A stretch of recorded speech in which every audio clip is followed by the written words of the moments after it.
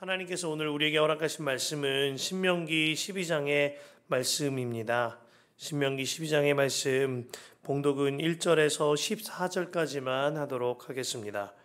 신명기 12장의 말씀입니다. 제가 세 번역으로 읽을 텐데요. 가능하시면 함께 읽으시면 좋겠습니다. 당신들이 땅 위에서 사는 날 동안 주 당신들 조상의 하나님이 당신들에게 차지하게 하신 땅에서 당신들이 지켜야 할 규례와 법도는 다음과 같습니다. 당신들이 쫓아낼 민족들이 무신을 섬기는 곳은 높은 산이든지 낮은 언덕이든지 무성한 나무 아래이든지 어느 곳이든지 다 허물어야 합니다. 거기에 있는 제단을 허물고 석상을 부수고 아세라 목상을 불태우고 신상들을 부수고 그들의 이름을 그곳에서 지워서 아무도 기억하지 못하게 하여야 합니다. 그러나 당신들은 주 당신들의 하나님을 섬길 때에 이방 민족들이 그들의 신들을 섬기는 방식으로 섬겨서는 안 됩니다. 당신들은 주 당신들의 하나님이 자기의 이름을 두려고 거처로 삼으신 당신들 모든 지파 가운데서 택하신 그곳으로 찾아가서 예배를 드려야 합니다. 당신들은 번제물과 화목제물과 11조와 높이 들어 바치는 곡식제물과 서원제물과 자원제물과 소나 양의 처음 난 것을 그곳으로 가져다가 바쳐야 합니다. 당신들은 주 당신들의 하나님이 계시는 그 앞에서 먹도록 하십시오. 그리고 주 당신들의 하나님이 당신들이 수고한 일에 복을 주신 것을 생각하면서 가족과 함께 즐거워하십시오. 오늘 여기에서는 우리가 저마다 자기의 소견대로 예배를 드리지만 거기에 가서는 그렇게 하지 못합니다. 주 당신들의 하나님이 당신들에게 유산으로 주시는 땅에 아직 이르지 못하고 그곳에서 누릴 안식을 아직 얻지 못한 지금은 당신들이 소견대로 합니다. 그러나 당신들이 요단강을 건너가서 주 당신들의 하나님이 당신들에게 유산으로 주시는 땅에 정착할 때에는 또 주님께서 사방에 있는 모든 적들의 위협을 물리치시고 당신들에게 안식을 주셔서 당신들을 평안히 살게 하실 그 때에는 당신들은 내가 당신들에게 명한 모든 것, 곧 번제물과 화목제물과 11조와 높이 들어 바치는 곡식제물과 주님께 바치기로 서원한 모든 서원제물을 주 당신들의 하나님이 그의 이름을 두려고 선택하신 그곳으로 가지고 가서 바쳐야 합니다. 거기에서 당신들은 주 당신들의 하나님을 앞에 모시고 즐거워하십시오. 당신들만이 아니라 당신들의 자녀들, 남종과 여종 당신들처럼 차지할 몫이나 유산도 없이 성 안에서 사는 레위 사람을 다 불러서 함께 즐거워하십시오. 당신들은 당신들이 택한 아무 곳에서나 번제를 드리는 일이 없도록 조심하십시오. 주님께서 당신들의 지파 가운데서 한 곳을 택하실 터이니 그곳으로 가서 번제를 드리고 내가 당신들에게 명령한 다른 모든 것을 지키십시오. 아멘. 하나님의 말씀입니다.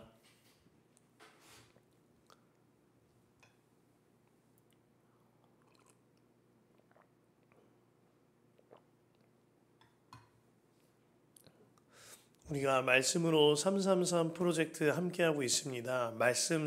새벽 말씀 기도와 더불어서 하루 동안 살아가면서 하루 3번, 3장 이 말씀을 읽어보시길 바랍니다. 그리하여 주님께 초점을 맞춰보는 시간을 갖는 것입니다. 뿐만 아니라 예수님과 동행하는 일기로 삶을 나누시고 주님 안에 풍성한 은혜의 하루를 지내시기를 축복합니다. 자, 우리가 새 집에 들어가는 일이 있습니다. 새 집에 들어가게 되면은요, 가장 먼저 하는 일 중에 하나가 대청소죠.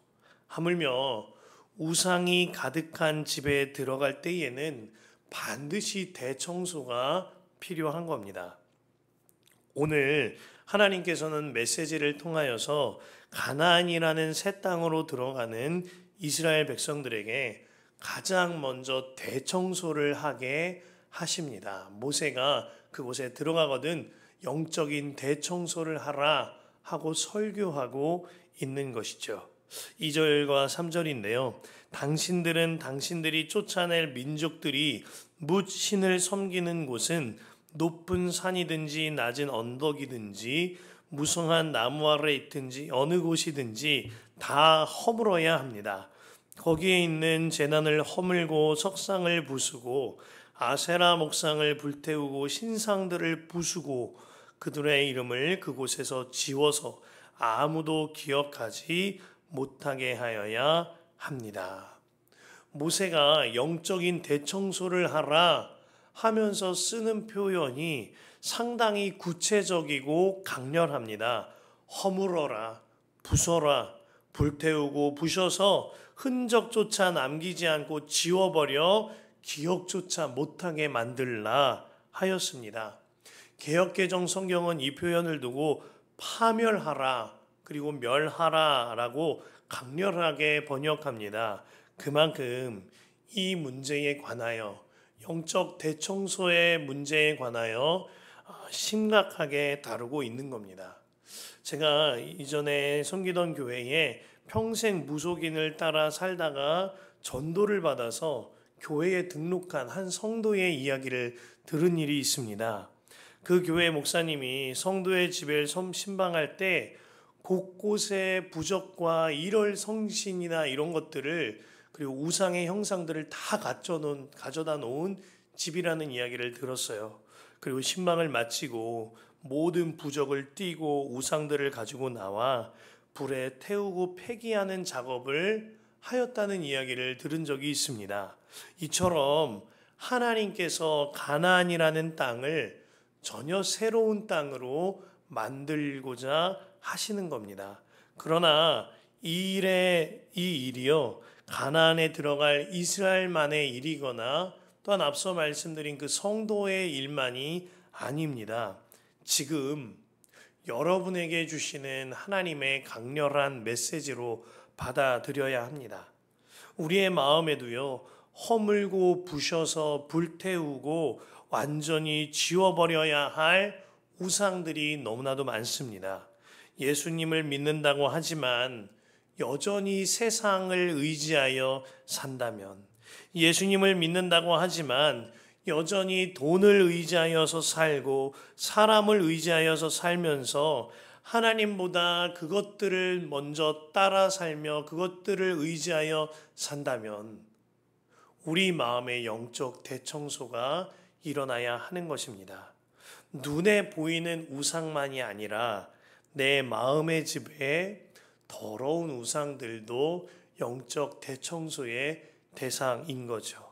그 무속인들, 점집을 찾는 손님들 중에 50% 이상이 기독교인들이라는 통계를 본 일이 있습니다.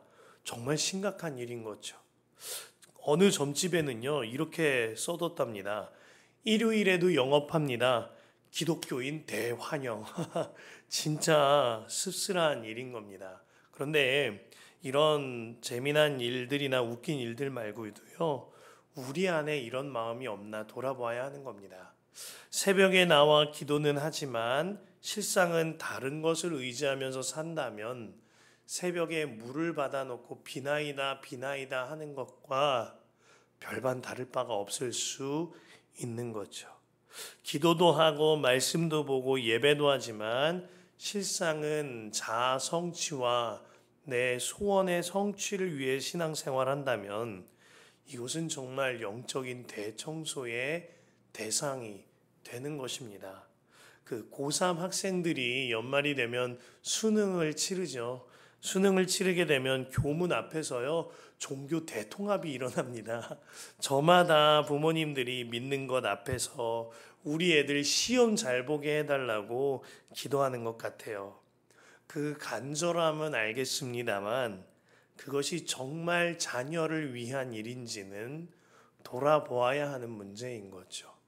제가 섬기던 교회에서 고3 아이들 수능날이 되면 수험생을 위한 기도회가 하루 종일 열려집니다.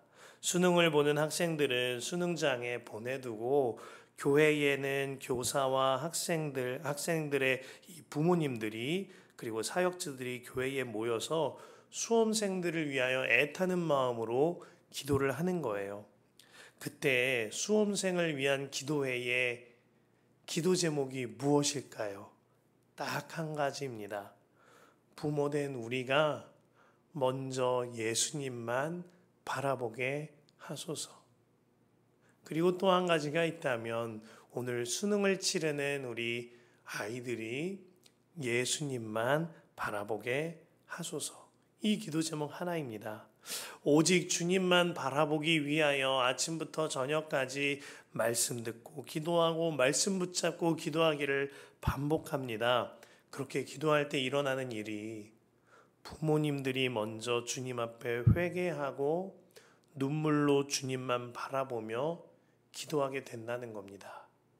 그동안 혹시라도 내 마음에 묻어있던 자녀를 의지했던 죄, 자녀를 기대했던 죄 회개하고 은근하게 학원 의지하고 학벌 의지하였던 죄 회개하고 이제는 정말 예수님만 바라보겠노라 결단이 세워집니다. 그리고 나서 수험장에서 나오는 아이들을 맞이하면 그렇게 애들이 사랑스러운 거예요. 그 존재 자체로. 시험 결과나 성적이 아니라 그 아이의 존재 자체로 사랑하게 되어지는 눈이 열려지게 되는 겁니다. 수능 성적 보이지 않고 가야 할 대학 보이지 않고 나의 기대나 소원의 성취 같은 것 보이지 않고 주님만 바라보도록 초점이 맞춰지니 그 아이 자체로 사랑하게 되어지고 그로 말미암아 그 가정에 하나님의 나라가 이루어지게 되는 거죠. 개인마다 그리고 가정들마다 영적인 대청소가 필요합니다. 뿐만이 아닙니다. 교회에도 영적인 대청소들이 필요합니다.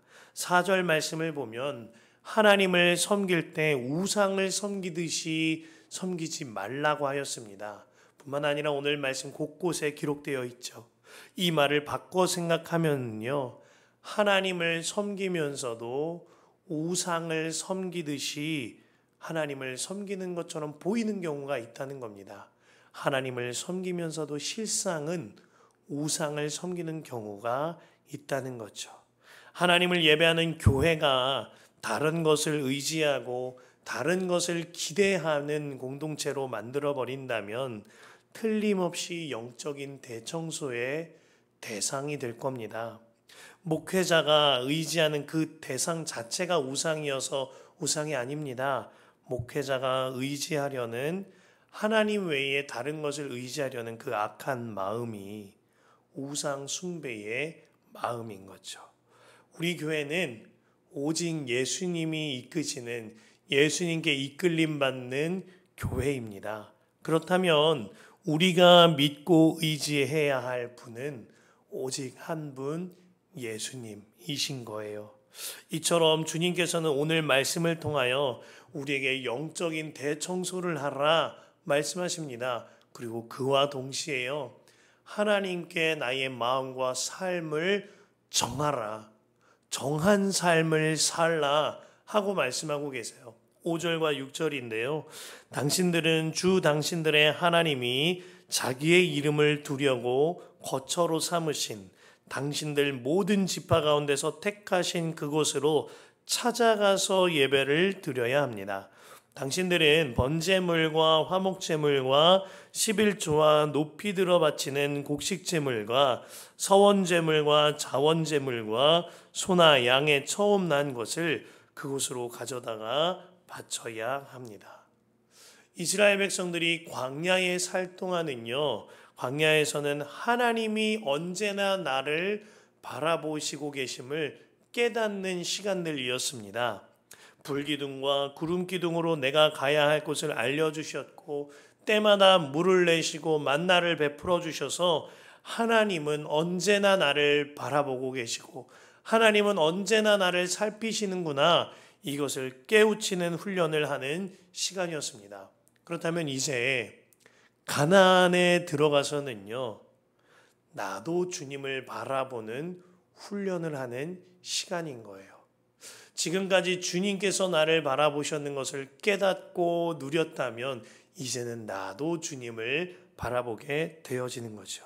그리하여 진정한 동행이 일어나는 곳, 그것이 가나안인 겁니다. 나의 시간과 장소를 구별하여 악한 세상 속에서 하나님을 따르는 소수로 사는 것, 그리하여 주님과의 친밀한 교제 아래 진정한 동행이 일어나는 삶, 이것이 가나안에서의 삶인 것입니다. 코로나로 인하여서 우리가 교회에 모일 수가 없었을 때가 있었습니다. 그 당시 사실 사역자들은 굉장히 바쁜 삶을 살았습니다. 어떻게 해서는 우리가 함께 예수님을 바라볼 수 있도록 방편을 마련하고 찾아가면서 함께 기도하고 연락드리고 권면했었기 때문입니다. 저 또한 그때 당시에 청년들을 섬길 때였는데요.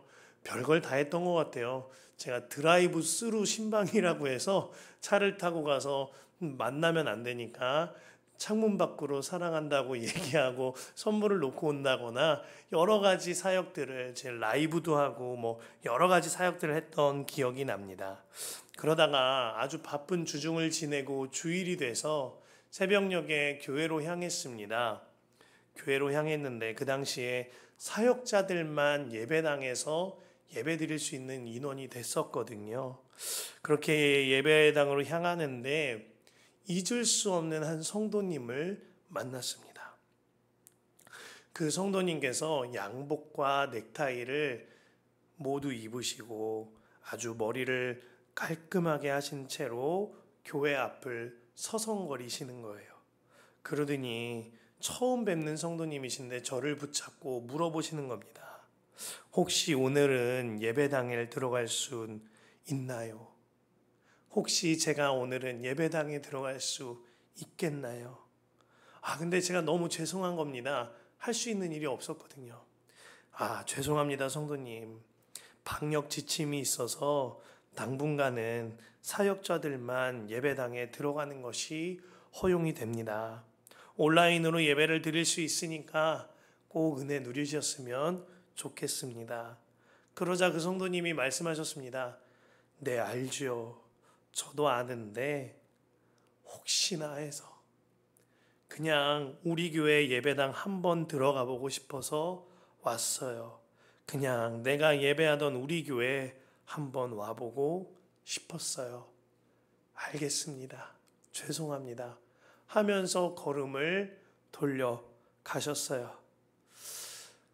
그 모습을 보는데 제 마음이 얼마나 뭉클하고 죄송스럽던지 그때 저도 마음을 정한 것 같습니다. 나는 예배당을 지키는 사역자야.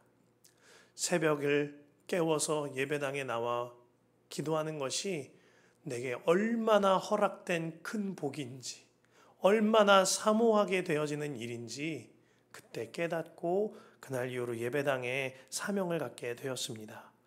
코로나 기간을 지나면서 이러한 성도님들의 간증이 너무나도 많았어요. 몇몇 나이가 지긋하셨던 성도님들께서는 이 온라인으로 헌금 드리는 일이 굉장히 어려우셨던 거예요. 그래서 집안에 안 보이는 곳에다가 하나님께 드릴 헌금을 모아두셨다고 했습니다. 그리고 잠깐 교회에 올 수 있는 때가 되면 쌓아둔 헌금 봉투를 모두 가져와서 드리고는 하셨어요.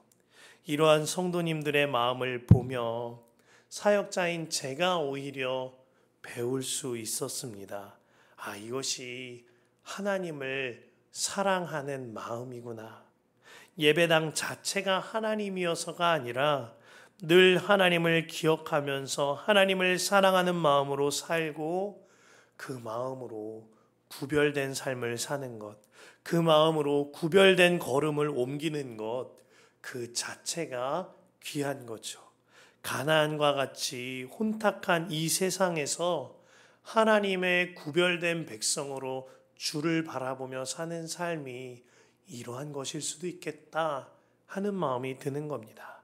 7절 말씀에 이렇게 주님 안에서 구별되고 정한 삶이 주님께서는 즐거운 삶이라 우리에게 메시지를 주고 계십니다. 7절에 당신들은 주 당신들의 하나님이 계시는 그 앞에서 먹도록 하십시오. 그리고 주 당신들의 하나님이 당신들이 수고한 일에 복을 주신 것을 생각하면서 가족과 함께 즐거워하십시오. 저는 우리 교회 주일이 너무너무 즐겁고 행복하거든요. 왜 그런 줄 아세요? 주님 앞에서 먹고 주님 앞에서 함께 행복을 나누니까. 본문에서 주님 안에서 즐거워하라는 말씀이요, 12절과 18절에 세 번이나 더 연거푸 기록되어집니다. 거기에서 당신들은 주 당신들의 하나님 앞에 모시고 즐거워하십시오. 당신들만이 아니라 자녀들, 남종과 여종, 차지할 몫이나 유산도 없는 레위인 사람들 다 불러서 함께 즐거워하라.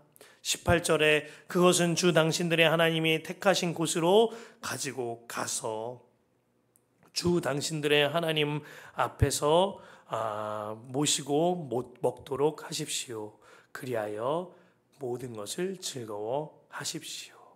악한 우상이 가득 찬 가나안에서 구별된 자로 주님을 바라보는 삶이 진정한 즐거움인 겁니다. 이 진정한 즐거움을 말씀하실 때에요, 주님께서 항상 앞세워서 말씀하신 문장이 있어요. 구별된 곳으로 나아가서 구별된 예물을 드리라는 겁니다. 7절에 앞선 6절에 이같이 말씀하셨죠. 번제물과 화목제물과 11조와 높이 들어 바치는 곡식제물과 서원제물과 자원제물과 소나 양의 처음 난 것을 그곳으로 가져다가 바쳐야 합니다. 동일한 말씀이 12절에 앞선 11절에도 18절에 앞선 17절에도 기록되어집니다. 가나안이 우상 삼고 있는 그 제물들을 오히려 내 하나님께 구별하여 드릴 때 내 삶의 주인이 주님이시라는 것을 고백하는 겁니다. 그로 말미암아 진정한 즐거움을 누리는 삶 사는 거죠. 마찬가지로 내 삶의 우상으로 삼고 있던 내 것을 하나님께 드림으로 내 주인이 바뀌었음을, 내 주인은 하나님이심을 고백하는 겁니다. 이로 말미암아 주와 동행하는 진정한 즐거움을 누리는 것이죠. 하나님께서 우상이 가득한 가나안에서도 진정으로 즐거운 삶, 완전한 행복의 삶, 그 삶을 살게 하시고자 영적 대청소를 하라. 그리고 시간과 장소를 구별하여 물질을 구별하여 정한 삶을 살라. 그리하여 진정한 즐거운 삶을 살라. 우리에게 도전하고 계시는 것입니다. 제가 최근에 이문미 선교사님의 사랑하는 그대여라는 책을 보았는데요. 사랑하는 그대라는 말은 이 세상을 살아가는 그리스도의 대사라는 준말이라고 합니다. 이 책은 60일 동안 믿음의 실험과 같은 책이었습니다. 본인이 지난 29년간 매일 하루에 3번씩 하나님을 묵상하면서 이 기록을 글로 쓰고 하루에 3번씩 시간과 장소를 구별하여 주님을 바라보는 훈련을 독자들에게 권면하고 있는 책이었어요. 그렇게 하루 3번 주님 바라보기를 60일 동안 해보면 주님의 사랑을 기쁨으로 누리게 될 것이라는 이야기입니다. 그 책에서 그가 이렇게 이야기합니다. 사랑하는 그대여, 사랑하는 그대여. 이 말은 억만 번 더 들어도 기분이 좋고 들으면 들을수록 더더욱 힘이 됩니다. 사랑한 내 딸아, 사랑한 내 아들아, 나는 오늘도 너와 동행하고 있단다. 내 이름은 임마누엘, 하나님이 함께 하심이라는 것을 잊지 말아주렴. 사랑하는 그대 여러분, 사랑하는 성도 여러분, 우리도 가나안과 같은 우상이 가득한 이 세상에서 주님만 바라보며 살게 되시기를 바랍니다. 내 마음 더러운 우상들은 모두 대청소하고 내 마음과 뜻을 정하여 주님만 바라보십시오. 하루 3번 바라보고 하루 30번 바라보고 하루 24시간 예수님만 바라봅시다. 그 삶이요, 진정한 즐거움, 진정한 행복입니다. 주 예수님과 동행하니 그 어디나 하늘나라가 이루어지는 거죠.